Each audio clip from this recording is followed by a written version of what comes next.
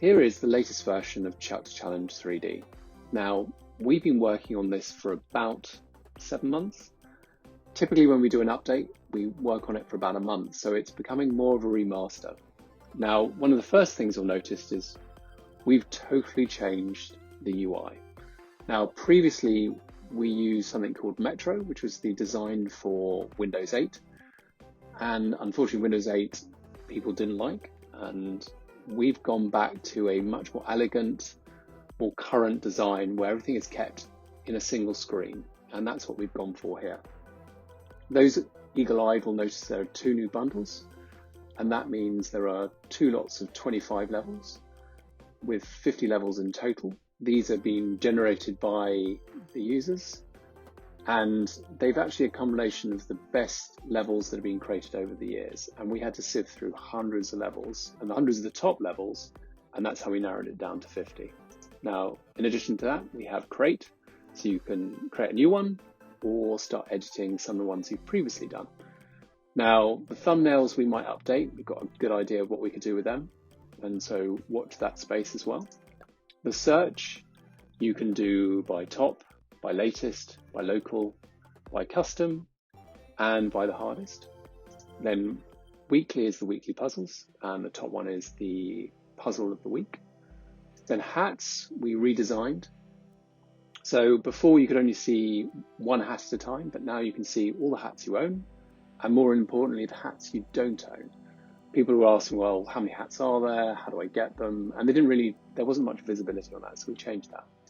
Then you have your account, where you can create a new account, swap it, and this shows you which account you logged in. And importantly, down here at the bottom left, it shows you the name of the account you're logged in. And we're hoping that's going to persuade people who used to be called sort of player 17764 to realize that they haven't edited their name and they really need to do that.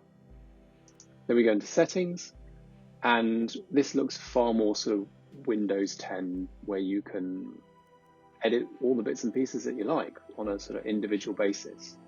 And you can change the controls, and you can change the sound as well. So let's go into game and see what's been going on in there. So if we open up a Cedar and with a level here, first thing you'll notice is Whoop has been totally redesigned.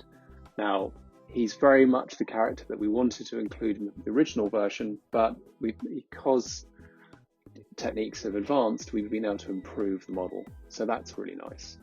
In addition to that, we've changed the way the level looks. So walls and floor are less important than things like keys or fish.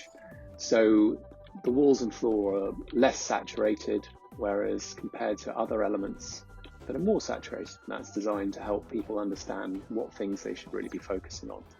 So that's really useful. In addition to that, we've been updating all the UI in game, so you can now see your time, your rank, who are the top 5 players. We're going to add what time you need to get a silver, a gold, or a platinum. And also, what we have been doing is the way Whoop moves has changed as well. So there's a couple of things that we've done.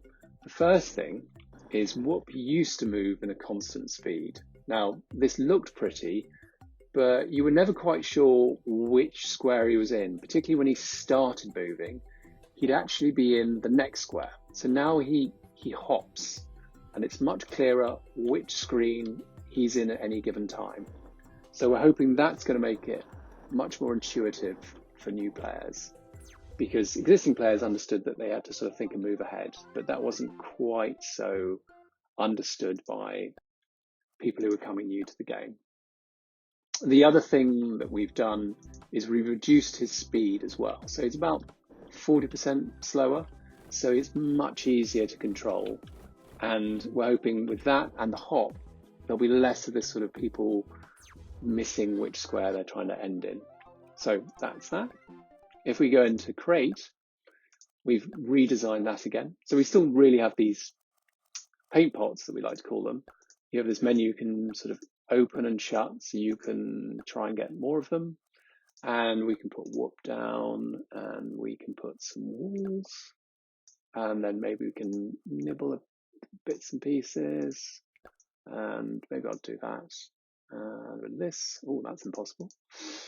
Better make a bridge there, and put an exit. Then you press play, and it's done what it's always done. We're still tweaking what's happening with create mode. We're thinking you might make it a bit easier so you can see it a bit more bird's eye view. That should help. But also in the menu, again, the UI is changing. So it's becoming a lot easier to see what you're meant to be doing. So let's call this Hello World 3. Let's save it. And when you save it, you can see, now I'm meant to complete it. And then that's something you can do actually inside the menu itself. So that's brilliant. And that makes it hopefully a little more intuitive. So that's kind of some of the bits and pieces. There's a lot been going under the hood as well. We've been adjusting the servers. We've been making it so it loads better. We're likely to reset all the times, which is slightly different from the progress. And so we're hoping in about 4 to 5 weeks we'll have a beta. We've actually been working on this really hard. It's actually coming along really well. I'm quite excited about it. And we're looking forward to getting it into your hands. So as I said, should be for a few more weeks yet. Yes, nearly there. And we're looking forward to hearing all your feedback. Thank you.